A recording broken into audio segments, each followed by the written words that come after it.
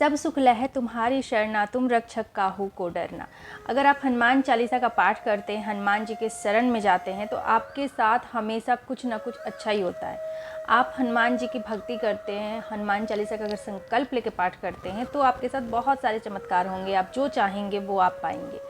लेकिन हनुमान चालीसा भी पढ़ने का अलग तरीका होता है। अगर हम अच्छे से उसे फॉलो करते हैं, नियम जान लेते हैं, विधि जान लेते हैं कि किस तरह से पढ़ना है हनुमान चालीसा, तो उसका जो फल होता है वो 1000 गुना ज़्यादा मिलता है और बहुत ही तेज़ी से फल मिलता है। तो अगर आप हनुमान चालीसा का संकल्प लेके पाठ करते हैं तो फल आपको शीघ्र प्राप्त होते हैं। लेकिन संकल्प लेके हनुमान चालीसा भी पढ़ने का नियम होता है, विधि होती है या फिर अच्छे दिन होते हैं। जी हाँ, ऐसे भी आप हनुमान चालीसा संकल्प लेके पढ़ते हैं तो आपको फल नहीं मिलता है। बहुत सारे लोग कमेंट करके कहते हैं दी हनुमान चालीसा संकल्प लिया लेकिन हमारी इच्छा पूरी नहीं हुई।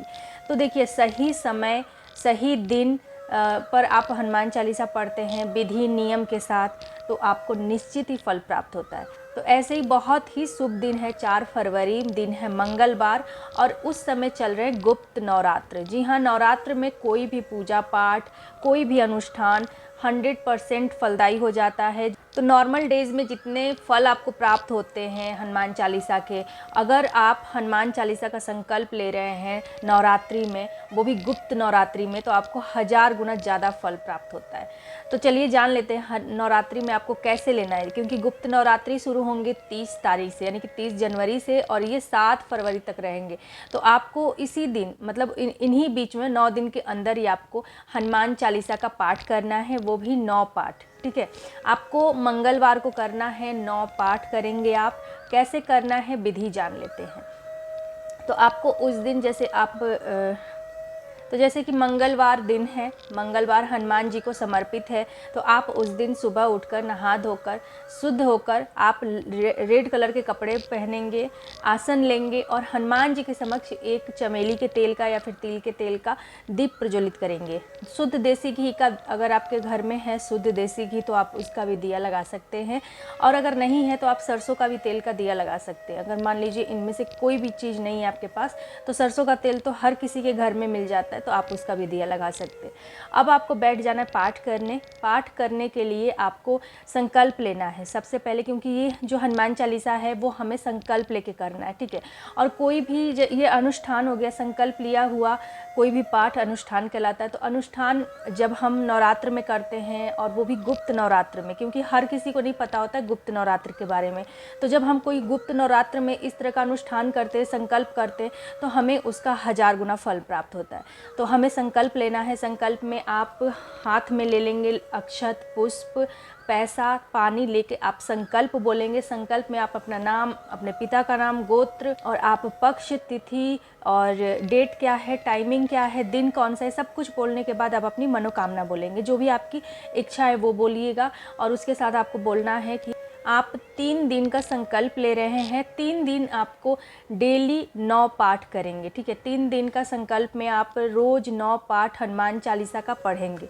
तो आपको संकल्प आपने बोल दिया, अब आप जो जल है उसको आप हनुमान जी के चरणों में छोड़ दीजिए। तो संकल्प से पहले आपको वहाँ पर जैसे धूप दीप आपने लगाया, और साथ में आपको भोग जरूर अर्पित करना है हनुमान जी को। कोई भी भोग प्रसाद आप अर्पित कर दीजिए, और साथ ही आपको एक लोटे में और एक ग्लास में जल रखना है। ठीक है, तो 3 दिन का हम हनुमान चालीसा संकल्प इसमें बता रहे हैं। 3 दिन का पाठ करना है, और डेली हमें 9 बार हनुमान चालीसा पढ़नी है 3 दिन में। ठीक है, तो अब पाठ शुरू करेंगे। तो बैठ के पहले स्टार्ट करेंगे राम स्तुति से। तो जो हनुमान चालीसा की बुक है उसमें राम स्तुति मिल जाएगी, तो राम स्तुति पहले पढ़ेंगे। उसके बाद हमें हनुमान चालीसा का पाठ करना है 9 बार, और उसके साथ हमें 1 बार बजरंग बाण का पाठ करना है, और 1 बार हमें हनुमान अष्टक का पाठ करना है। ये सारा कुछ आपको हनुमान चालीसा का जो बुक होता है उसमें सब कुछ मिल जाएगा।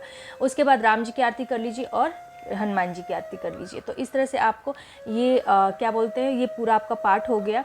अब आपका जो जल है वो क्या करना है, तो जल आप जो वहाँ पे रखेंगे, दोनों लोटे और ग्लास का, तो उसको ढक के रखना है आपको। लोटे का जल वहीं रखा रहेगा, ग्लास का जल आप नेक्स्ट डे पी लीजिए। ठीक है, लोटे का जल आपको 3 दिन तक वहीं ढक कर रखा रहने देना है। और हाँ, लोटे के जल में आप 2 लौंग और 1 सुपारी डाल दीजिए और 1 सिक्का डाल दीजिए। ये आपको डालना है फर्स्ट डे ही आपको संकल्प लेना है, फर्स्ट डे ही ये सारा कुछ करना है आपको। सेकंड डे से आप क्या करेंगे, सिर्फ़ और सिर्फ धूप दीप लगा के, भोग अर्पित करके, पुष्प अर्पित करके, ये सारा कुछ अर्पित करने के बाद आप हनुमान चालीसा का पाठ शुरू कर देंगे। जैसे आपने राम स्तुति से स्टार्ट किया और उसके बाद आप आरती तक एंड करेंगे। कैसे करना है, राम स्तुति का पाठ किया 9 बार, हनुमान चालीसा एक बार बजरंग बाण, हनुमान अष्टक, और फिर आरती करनी। इस तरह से आपको 3 दिन कंटिन्यूसली करना है। पानी आपको हर डे, मतलब मॉर्निंग में अगर पाठ करते थे, इवनिंग में पानी ले लीजिए, प्रसाद ले लीजिए, और जो लोटे का पानी है उसको आपको वहीं रखे रहने देना है। अब आप क्या करेंगे, नाइट में अगर पाठ कर लेते हैं तो नाइट में जैसे कि मॉर्निंग में टाइम नहीं मिलता तो नाइट में करना चाहते हैं तो नाइट में कर सकते हैं, बट उस समय आप नेक्स्ट डे पानी और प्रसाद उठाएंगे, उसी दिन उसी समय नहीं उठाना है। इस तरह से आपका ये पाठ कंप्लीट हो जाएगा। जब आपका पाठ 3 दिन कंप्लीट हो जाता है तो जो जल है, उस जल का, जो लोटे का जल है, उस जल का आपको पूरे घर में छिड़काव करना है, और उस जल को आपको पूरे जितने व्यक्ति हैं आपके घर में उन सभी को वो जल थोड़ा थोड़ा पिलाना है, ठीक है। तो जो ग्लास का जल है वो सिर्फ वही व्यक्ति पिएगा जिसके लिए आपने संकल्प लिया, या तो आप खुद हैं या फिर कोई दूसरा है। लेकिन जो लोटे का जल है वो सिर्फ आप भी पी सकते हैं, या फिर पूरे जितने भी घर में मेंबर हैं आपके सभी को आप पिलाएंगे वो लोटे वाला जल, और उसका छिड़काव आप पूरे अपने घर में करेंगे, ठीक है। तो इस तरह से आपका ये पाठ हो जाएगा कंप्लीट, और जो कुछ भी आपकी इच्छा है वो आप इस तरह से हनुमान जी के समक्ष बोलेंगे।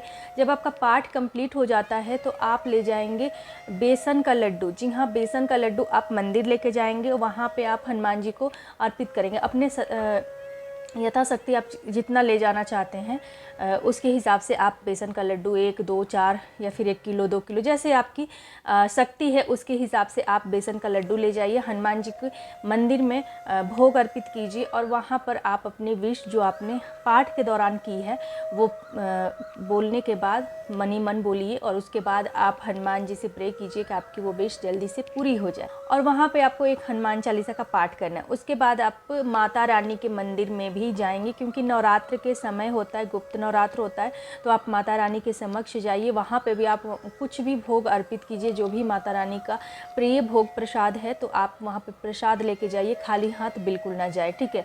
तो या तो नारियल लेकर जाइए या कोई भी भोग जो माता को पसंद है वो लेकर जाइए, और वहाँ पर भी आप जाके माता से प्रे कीजिए कि आपकी जो ये विश है वो पूरी हो जाए। तो इन नवरात्र में आप जो भी मनोकामना रखते हैं, जिस भी परेशानी में आप घिरे हुए हैं, चाहे वो किसी भी तरह की कोई भी परेशानी हो, आप एक बार संकल्प लेके देखिए। इन गुप्त नवरात्रों में आपकी जो भी इच्छा है वो ज़रूर पूरी होगी, जो भी परेशानी है आप उस परेशानी में से ज़रूर निकलेंगे। तो वीडियो में इतना ही। वीडियो आपको अच्छी लगे तो लाइक कीजिए, और इस वीडियो को ज़्यादा से ज़्यादा शेयर कीजिए अपने फैमिली फ्रेंड के साथ, ताकि जो कोई भी परेशान है या फिर जिसको भी ज़रूरत है इस वीडियो की, वहाँ तक ये वीडियो पहुँच सके। चैनल पर न्यू है, पहली बार इस वीडियो को देख रहे हैं, तो इस फैमिली के साथ जुड़ जाइए चैनल सब्सक्राइब करके, और साथ में दी हुई बेल आइकन को जरूर से प्रेस कर दीजिए ताकि मेरे वीडियो के आने वाली नोटिफिकेशन आप तक पहुंच सके। तो मिलती हूँ मैं आप सबसे अपनी ऐसी एक और नई वीडियो के साथ। तब तक के लिए जय श्री राम, जय हनुमान, हर हर महादेव।